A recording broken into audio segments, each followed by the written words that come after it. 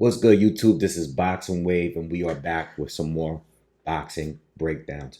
Please, if you haven't already, subscribe to the channel. Also, hit the thumbs up to support the channel. All right.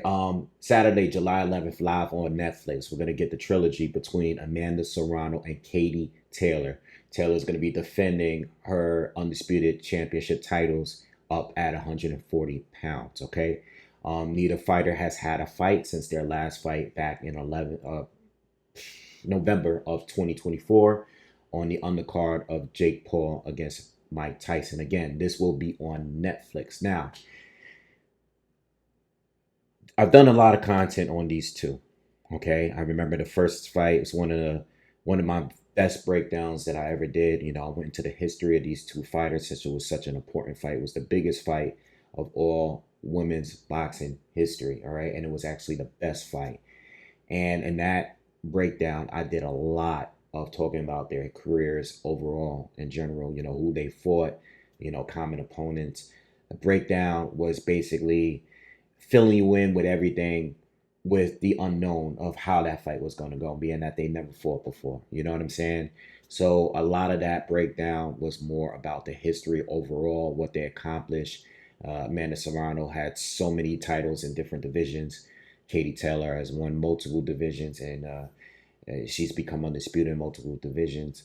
Was a stellar amateur, having like 200 amateur fight, Olympic gold medals, all these European titles and stuff like that. Whereas Amanda Serrano went straight into pro, not much of an amateur, but started her pro career much earlier. And she just went. They went in two totally different directions. Okay, um, Amanda's always bounced up and down between divisions, going to featherweight, going back up to light welterweight. You know what I'm saying? And Katie Taylor mostly lightweight, going up to super lightweight. In her career. All right. Age now. Katie Taylor is 39 years old, or she will be 39 by the time of the fight. And Amanda Serrano is 36. She'll be turning 37 later this year in the fall. Okay. As far as height and reach, pretty much roughly the same. And yeah, let's get into the first two fights. First fight, very, very close fight. Again, one of the best, in my opinion, the best female fight we've ever seen. Still to this day, I regret not going because it was in Madison Square Garden here in New York.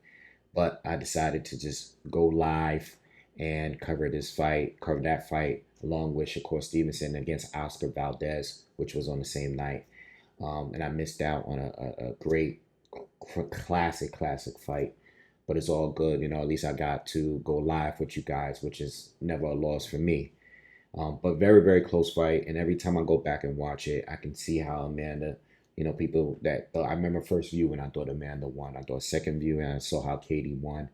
Every time I go back, I feel like it could have really gone either way. I'm not mad at the decision. As a fan, I wanted Amanda to win, but I wasn't mad at the decision. I thought it was a really, really close fight. Amanda, to me, in my opinion, to this day, I still think she did enough to secure 5 rounds in the fight. I think she did enough to secure it 5 rounds. Anytime I watch it, I still feel like she won at least 5 rounds. And we also know that she had the big round in the fifth round where she hurt Katie Taylor bad in that round and didn't finish the job. But Katie Taylor did come back in the later rounds. I think Amanda kind of punched herself out. But look, we had that fight. And then we had a rematch where, I did a rant video. A lot of you guys remember that video. Maybe you don't. But, I did a rant video after the second fight. I know it was live that night. I know there was a lot of hiccups with Netflix and their service and stuff because, that was like the first live boxing event that they ever covered. And they had like millions and millions of people watching the fight. And it was just freezing up. I thought it was my internet. I had it on my phone, I had it on my computer, I had it on my television, and no matter what, it would just keep freezing. I found out later that the buffering for Netflix was just too much to handle. It was just too many people, it was like 100 million viewers, at the peak of that fight. I hated the rematch, and I try to go back and watch it again, and I hate the rematch. I hate the rematch. I absolutely hate the rematch because I know a lot of people that was watching them for the first time, and some of you probably seen them before. I know it was a lot of action. I know it was a close fight again. I know it was a lot of back and forth. I didn't enjoy the fight because even though I think Haley Taylor won a little bit more clear this time, I hated the headbutts. I was complaining about the headbutts throughout the entire fight. At least from the third round on, it was just a little too much for me. I just didn't enjoy it because it became a point where I felt like Amanda was playing defense, not just from the punches, but also from the headbutts. And being that Amanda came forward and the way Katie would lead with her head at times, it just drove me crazy. In fact, it was one of the most frustrating fights for me to watch in recent years. Um, I know some of you thought it was a little bit overreaction for me, and a lot of you agreed with me, But for me, I hated the second fight. And as much as I try to watch it to prepare for this video, I sat through it and it's frustrating for me to watch that fight. I really didn't enjoy it because of the headbutting. But as far as points and scoring, I thought Katie did a little bit better in the rematch. Amanda had her moments, but I felt like she was doing most of the same that she was doing in the first fight. I just think that she had to deal with more of the headbutts because Katie, who was changing levels and like lunging in to hold at times, she was coming in low with her head, and it was going straight for the eye. Like I didn't enjoy it, man. Some people think Amanda won the fight. I think, like from a scoring standpoint, I don't think she won the fight. I just don't. I think from a scoring, I understand that the commentary and the unofficial scorecards, I get it. I know people were frustrated because of the headbutts, the cut was just the split, the eye cut was just splitting open wider and wider throughout the rounds. I understand people frustrated, but scoring wise, I still think Katie won. I think the first fight, I think Amanda did better. I think she had more moments in that fight. I think she boxed a little better. I think she went to the body a little bit more. I just thought Amanda was better in the first fight, in my opinion. All right. But they haven't had a fight since because that fight was just as recent as November, as opposed to the first fight. The first fight went down, a couple years went by before we got the rematch between them, and they did a lot. Like I think Amanda had like 5 fights. Katie Taylor won titles at 140, fighting Chantel Cameron, losing the first fight, winning the rematch, um, and becoming undisputed at 140. All right, so look, this fight's gonna be in New York this time. These fights are close fights. For Katie, to me, I don't think Katie needs to change. All I really do is, and I'm not gonna hold you guys long in this video because we already got 2 fights of this. Katie needs to stick to what she does. She can't be on the corner. She can't trade for too long. Throw your combinations, throw your flurries, but be safe. You know, get out of there. Don't stand in the same spot for too long. Amanda is a harder puncher. All right, and Katie is an easier target when she's stationary. If Katie moves, slips, throws her combos, slips and get out of there, escapes, if she continues to do that throughout the fight, she wins because Amanda, very flat-footed, comes straight forward. You know what I mean? And she tanks punches. She does. She doesn't move her head. And I don't think the older she gets, I don't think she's going to begin changing the way she fights right now. She is very, very flat-footed. All right? She relies on pressure, volume, power.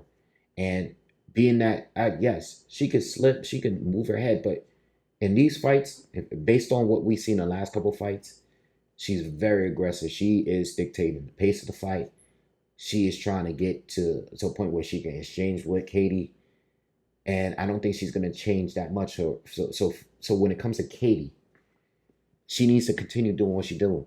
You know, she has fast hands, you know, land the right. I'm sorry. She's righty. So, land the right hand, keep moving with that check left hook, catch Amanda as she's lunging in, coming straight in, and check left hook her, and then followed up with the right hand. Throw your flurries, but keep moving, use more of a jab.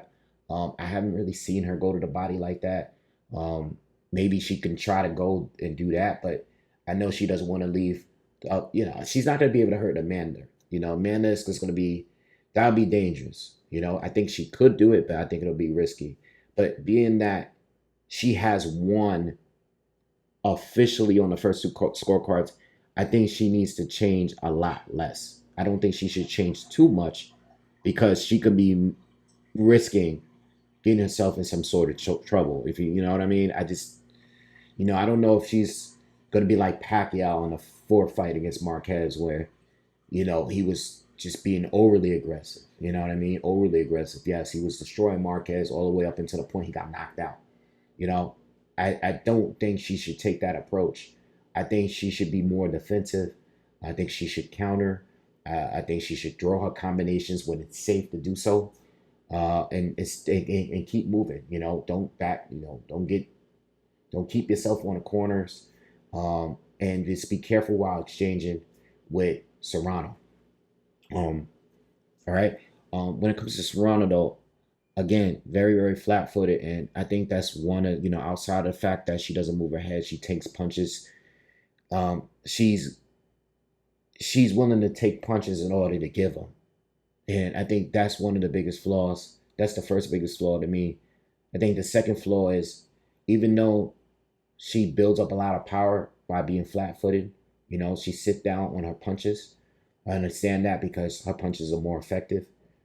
Um, it hurt her when Katie was fighting the way she was fighting the second fight. When Katie would get low and lunge in and hold her. You know, I've seen like more skilled light footed fighters, like maybe the Terrence Crawford, for example. If you watch Terrence Crawford against Jeff Horn was fighting a similar kind of style where he was kind of lunging in with his head at times, leading with his head at times. And Crawford would take, a half step back or a circle around Horn and counter, with the left hand, boom, boom. And Horn would just be lunging in, but he wouldn't be lunging into anything because Crawford would at least back up, boom, boom, or step to the side, step around him. Amanda's always coming forward, very flat footed. She's not going to be taking quick step back and counter. Maybe she could in this fight. I don't know what they prepared for, but that's not real realistic because Amanda likes to sit down on punches. Like she likes to really. She's a KO artist. She has a lot of knockouts, and she's hurt Katie in the first fight. She's at least buzzed Katie in the second fight. So I don't know if she's gonna change up that style, especially I see when the Amanda gets hit, she like turns into the Terminator and she just comes forward even harder. She just becomes even more aggressive. And it leaves opportunities for Katie Taylor to land more combinations as Amanda starts charging in herself, right? And she just wants to hit back. Like she's one of those fighters. You get hit, she gets hit with a good shot, and she wants to just respond and react to it, and that plays into Katie's favor. So that's another thing. And the third thing with Amanda, the key thing to outside of the other two things, which was what were the two things I said? I think being very flat footed, taking punches, lunging in, those kind of things. Uh, like I said earlier, I think she could go to the body a lot more. She was doing it in the first fight. You know, Katie, you don't want her to be able to keep moving. You want to hurt her to the body. Don't keep headhunting. The rematch, she was headhunting like crazy. I think she could go to the body, like shoot that like for you a southpaw. Throw that straight left hand to the body. Boom, following up with a right hand. Throw those combinations of body.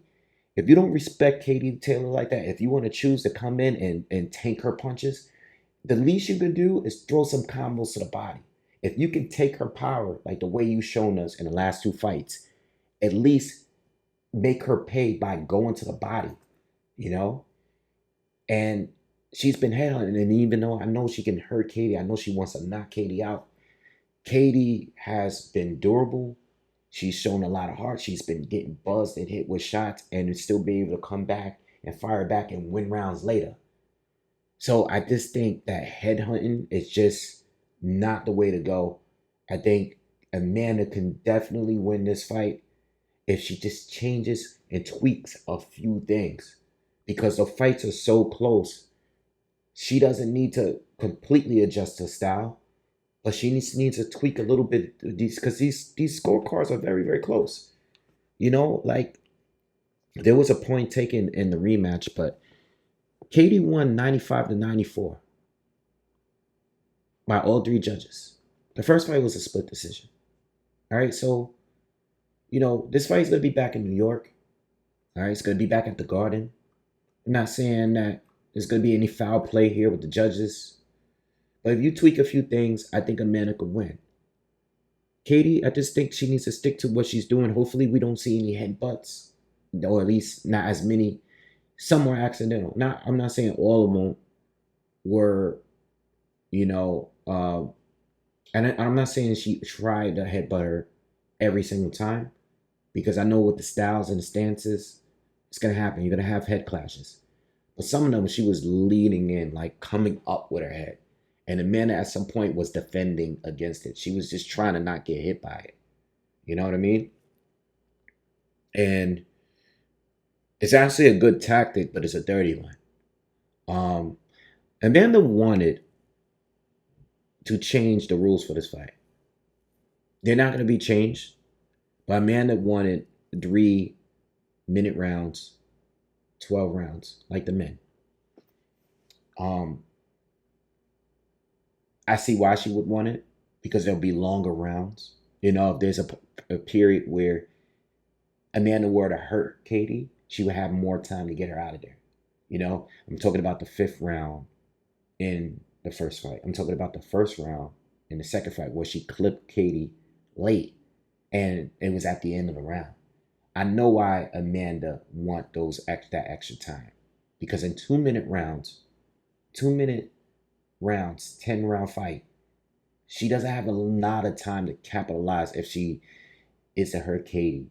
Katie has more of a chance of survival if she gets hurt towards the end of the round, or even halfway through the round. Doesn't matter. It's a whole third of a round less than how the men do it. We're not getting that. All right. I think I'm gonna go with Amanda winning a close decision this time. I think that Amanda might just do enough to win. I think Katie can win the same way, but I think Amanda, with just some adjustments, uses her jab, set up the punches a little bit more, maybe hurting Katie maybe once or twice in the fight. If there are some headbutts, I think she needs to stop and make it clear to the ref very early, as early as the first round. If there's anything that appears to be close to a charge, let the ref know. I think Amanda, this third time around, might win a close decision to Katie this time. I think she's going to get it this time. I think in my breakdowns in the past, I'm 1-for-1. I think in the first breakdown, I actually went from Katie originally to Amanda at the end of my breakdown. Close decision, split decision win. It went to Katie. I think in the rematch, I picked Katie to win a close decision, which she did. Very controversial, but both are controversial. I think this time I'm gonna go back with Amanda, and I think I'm gonna pick. And I didn't check the odds. I don't know if I'm putting money down yet, but I think Amanda is gonna do just enough to win. All right.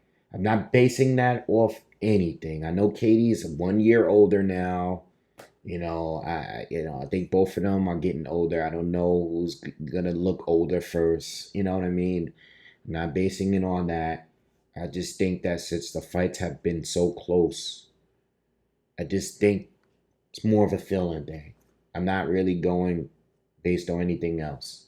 I just think this time around, Amanda's gonna find a way to pull off a close split decision. Probably very, very narrow fight again. I think the decision is going to go to her this time again.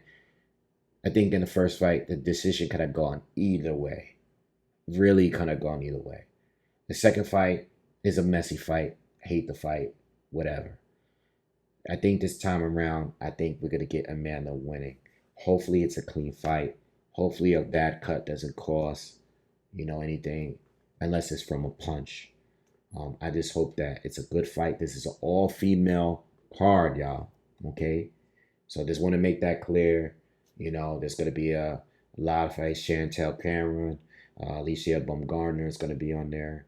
Savannah Marshall is going to be on there. There's going to be a lot of names on there. All the top fighters are going to be on the card taking fights. So it should be a good event. Guys, I'll let you guys know if, I go live. If I don't go live, it's probably because I'm going to be at the fight itself. But there's a good chance I might just go live. All right. So anyway, please, again, subscribe to the channel. Hit the thumbs up if you enjoyed the breakdown. Also, let me know how you got the fight going this time. How did you have the fight going the previous 2 times? All right. Let me know what you guys think. Always opportunity in there for a draw. But since we haven't gotten a draw yet, I'm not really expecting a draw this time around. I think they're just going to be straight picking a winner. All right. And that's the way I have it. All right. So anyway, let me know what you guys think in the comments again. And I'll see you guys on the next one. Y'all have a good day. Peace.